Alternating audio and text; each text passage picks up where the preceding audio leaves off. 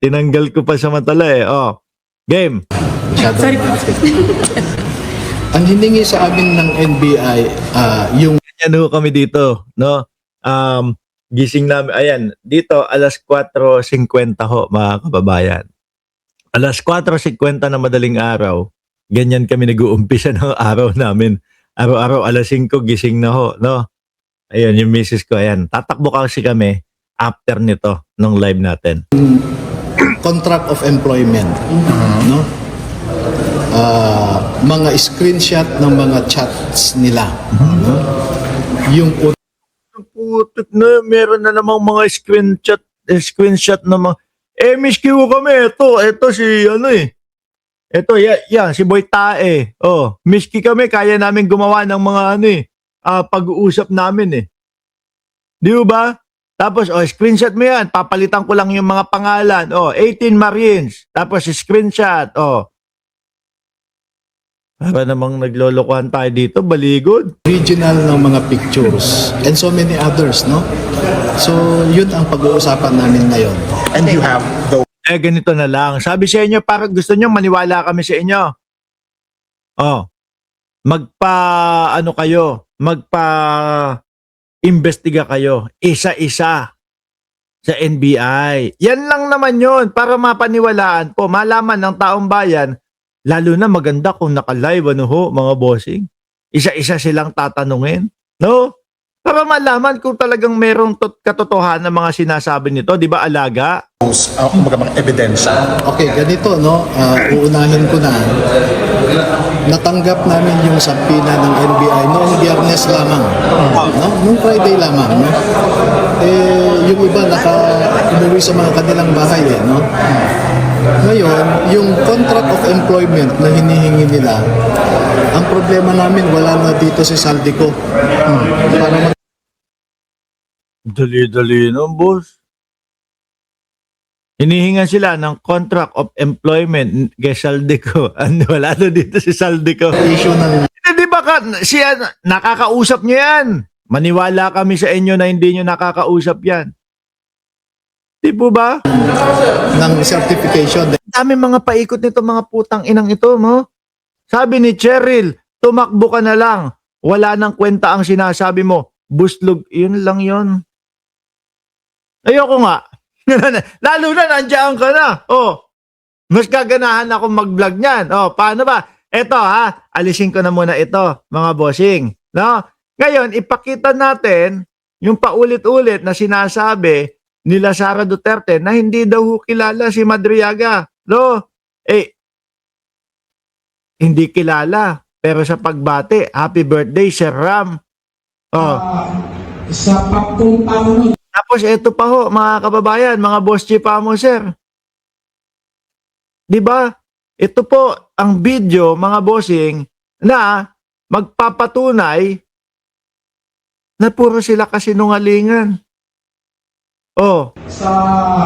sa pagpunta ko nun, malit sa dati ng college ako Gino po yun, Crack platoon pa ako, pero nung pumasok ako sa military, Army kasi walang job, walang military. Ayan na, sinusunod na. Di ba? Alas 5 na madaling araw, gising na yung anak ko. Show your shirt. What you gonna do? Run. Go, have your breakfast na. Okay, tuloy. Ako, magyayabang pa, nanalo siya ng show your trophy. Nanalo daw kasi siya nung nakaraan, ngayon.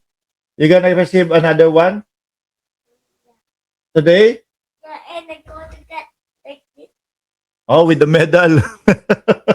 Okay. Wala kami nung... Wala nagsusunod. Ayan si Ramil Madriaga ho yan, mga kababayan. Di po ba? Sa mga... You're almost done. Almost done. You. Nakita nyo, inaaya na ako. Those students, it's only the Army that has the full support on those who are studying law. So, paano yan, mga DDS? May mga video, may mga patunay. Di ba, Ma'am Elena Garcia? Iya ka na muna. Yan ang mahirap sa inyo eh. Mga lintik kayo eh. Mga utu-utu kasi kayo eh. No? Ngayon no, mga kababayan. Nung kailan ba yun? Isang buwan na yata ang makalipas, may kumakalat ho na balita na gustong ipatira sa loob ng kulungan niya itong si Ramil Madriaga.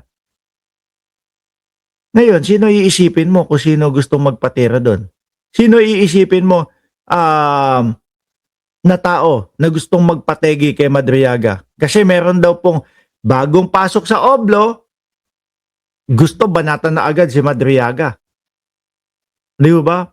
Baka kasi talagang napakalaki po ng posibleng maging epekto ni Madriaga, lalong-lalo na po doon sa impeachment ng Vice Presidente. Aba, ang sinasabi ba naman yung pera daw po na ginamit sa kampanya galing sa Pogo. Yung pera daw po na ginamit sa kampanya galing daw po sa mga lord ng mga ipinagbabawal na gamot. Kaya nga siguro, baka takot na takot. Baka ho kaya takot na takot ang Vice Presidente at ang dating Pangulong Duterte na pabuksan po, mga bossing, yung bank account nila na joint accounts kasi baka totoong meron tayong makita na Sami Uy na pangalan. Di umano na nagdedeposito ng 2 bilyong piso daw po doon sa bank account. Di ba? Baka lang, syempre. No, kasi hindi naman kami kagaya ng mga DDS. Puro lang daw baka, siguro. Natural, hindi kami kagaya ng mga DDS na meron kaming puting ahas na siguradong sigurado. Tapos pagka naalaman, wala naman pala. Kami dito, no, kahit na nagsusumampal na sa mga pagmumukha namin yung mga ebidensya, hanggat hindi pa napapatunayan na ninakaw ng Vice Presidente yung pera, nire-respeto pa din namin. Di ba? Mga DDS, puting na yan, si Bongbong Marcos magnanakaw. Sabi ka, si Bongbong Marcos magnanakaw. Hanapan mo ng ebidensya. Mga gago, wala namang maipakita. Sabi, ni Rodrigo Duterte na taga Dahig, nandiyan, shout out boss ha. Ikaw ba si Bret Hart? Hindi, pang-run ko yan, pang-takbo ko yan, no? Hindi kami kagaya ng mga DDS ninyo. Hindi kami kagaya ninyo na, kami, meron kaming patunay. Hanapan mo ng patunay, walang ipapakita.